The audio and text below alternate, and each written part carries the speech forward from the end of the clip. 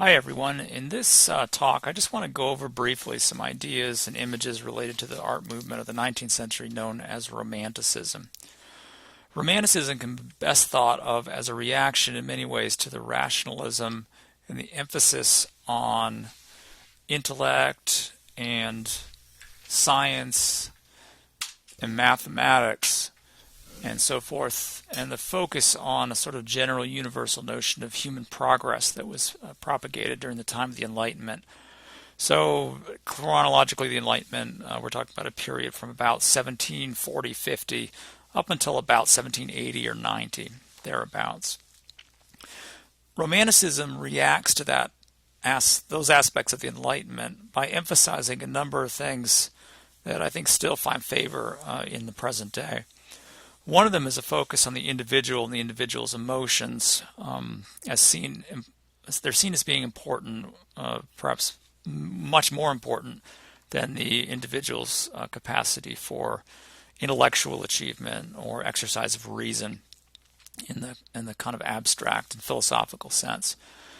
Some other things that are important, I think, to consider when looking at Romanticism is the notion of escape. That is to say, the Romantic in many ways is interested in not exploring the issues, maybe not necessarily always anyway, exploring the issues of his or her own time, and often will travel in the mind or in reality, sort of even going as far forward as Paul Gauguin heading to the South Seas, travel away from the centers of European civilization and culture.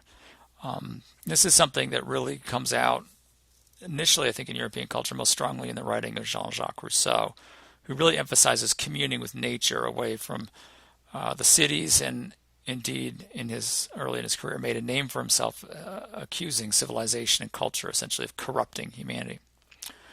So the Romantic painters of the mostly early 19th century, late 18th century, focus on a number of these themes, and I think we can see that in pictures, such as if we consider this particular image here known as the Burial of Adola from an artist named Anne-Louise Giraudet-Triosson.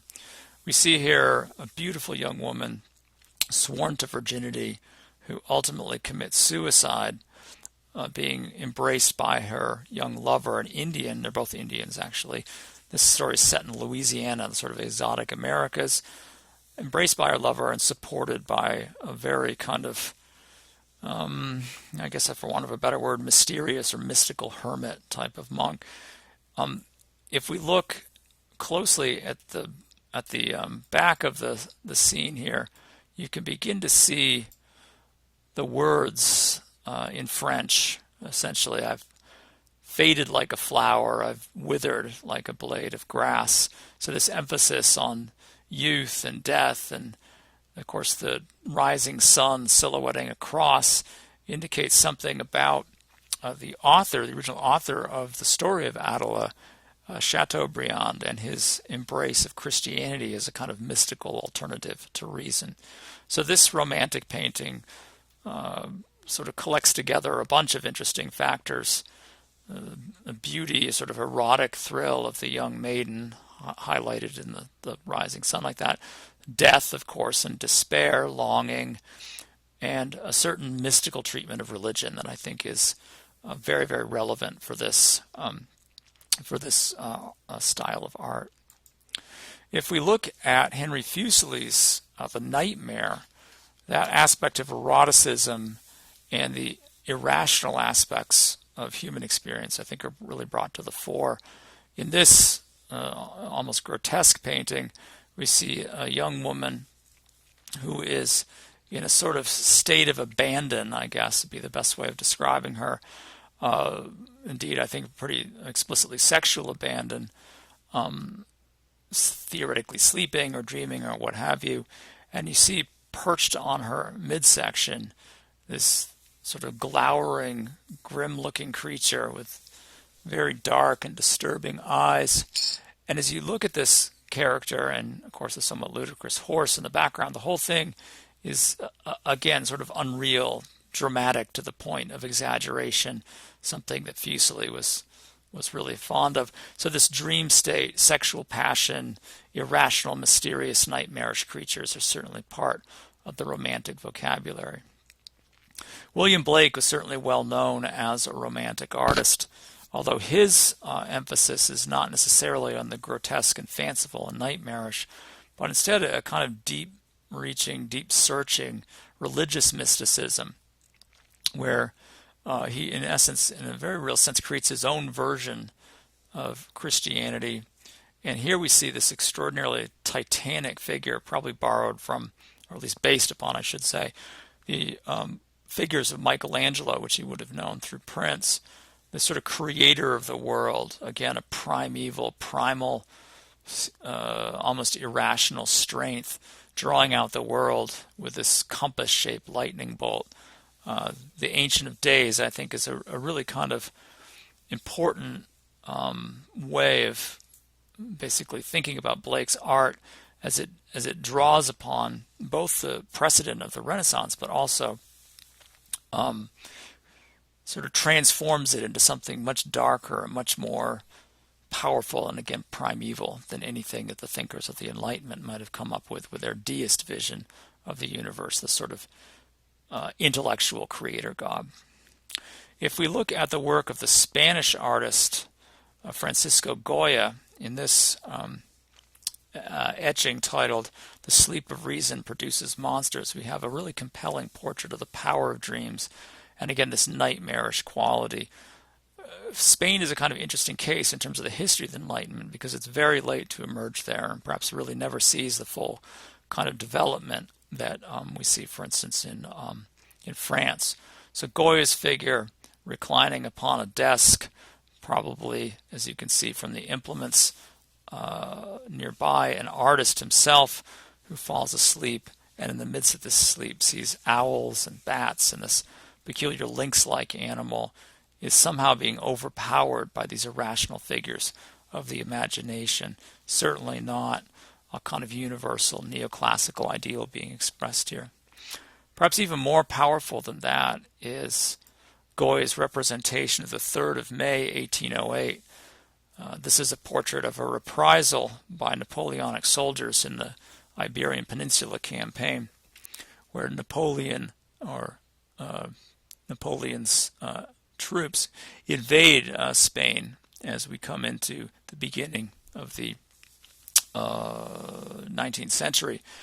So when the Spanish citizens rise up in revolt against Napoleon, he retaliates in kind and starts rounding up all kinds of people, regardless of innocence or guilt, and massacring them on the spot. And so Goya represents this scene with unflinching brutality in a kind of, again, horrible melange of human tragedy, political and military power, and a commentary, I think, also on the inability of religion to act as a consolation or help in this type of situation. It's a very, very powerful image, and one that sees repeated sort of echoes throughout the Romantic movement, indeed well into the 20th century. Jericho's Raft of the Medusa fits in much the same vein, as it represents a shipwreck, or the aftermath of a shipwreck, with helpless castaways marooned on a raft drifting in the ocean off Africa for days on end, seeking in vain for a rescue, which actually does come. It also acts as a political commentary against the corrupt regime in France that existed at the time, and which was responsible ultimately for an incompetent captain being placed in charge of the wrecked ship. There's a great deal of complexity actually in this figure, again probably owing something to any number of Last Judgments, whether we're talking about Rubens or the figures of Michelangelo, but somehow the extreme states of these figures, again in states of starvation, emotional despair, disease, really reaches way beyond anything that we might see in classical depictions, even those, say, of plagues or other disasters. The intensity of the natural setting, the towering waves, the storm clouds, again, help to amplify that emotional climate. If we look at probably the greatest exemplar of French Romanticism, Eugene Delacroix, and his Death of Sardonopoulos, we see really the volume turned up on Romanticism to an almost unprecedented height.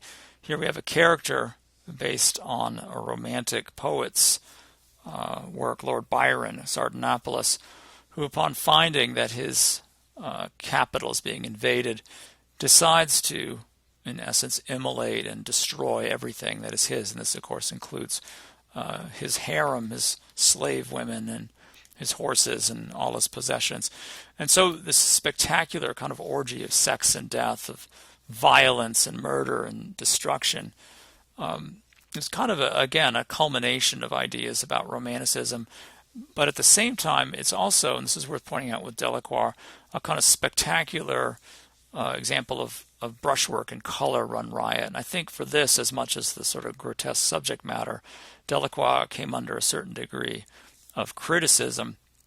In the next painting we look at right here, you can see his Liberty Leading the People from 1830, a kind of image of the French Revolution that to this day stands as a sort of really spectacular instance of the involvement, I suppose, of Romantic art and revolutionary politics. Here Delacroix has created an image of the people acting in concert to overthrow, again, a corrupt and decadent and a very repressive French regime. And the theme of revolution is very, very strong, I think, in a lot of Romantic art. If we consider the work of Caspar David Friedrich for another perspective on Romanticism, in contrast to the kind of spectacular violence and mayhem of someone like Delacroix, Friedrich's landscapes tend to be much more still, contemplative, mystical, mysterious, meditative. Again, inviting the viewer to sort of transfer him or herself to this mysterious realm where sort of almost one of pure consciousness in the face of nature, a kind of mystical communing with nature. And I think that the Abbey in Oak Forest exemplifies that mystical attitude towards Christianity, which is very common among the Romantics, a kind of personal and emotional response to Christian doctrine.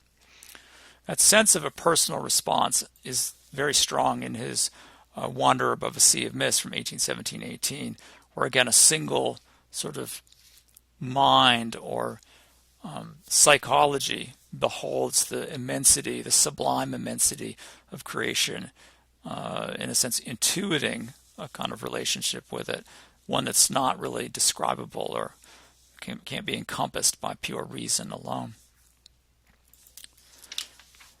The last couple of images I want to look at just very briefly involve landscape, with John Constables' Hay Wain in particular. For Constable, he describes it landscape painting is basically just another word for feeling.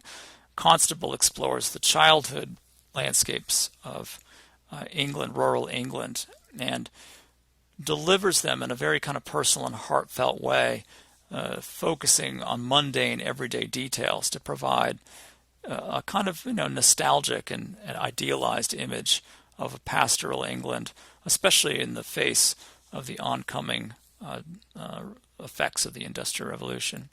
And then speaking of oncoming effects, Thomas Cole's Oxbow is a classic example, and this is really one of the few pieces we'll see from the New World, from America, of a narrative that encompasses, and Cole puts himself in the middle of the picture right here, that encompasses that contrast between civilization on the right and the sort of manifest destiny of that civilization to move westward into a realm that is uncivilized, untamed, savage, and yet deeply appealing, especially to painters from the Hudson River School. So to sum up, the Romantics were preoccupied with this theme of emotional expression, sort of individual feeling, and a great interest in uncivilized, irrational, whether it's forces, whether they be human or natural, and ultimately were very, I think, transformative in changing the rules of art in Europe in the 19th century.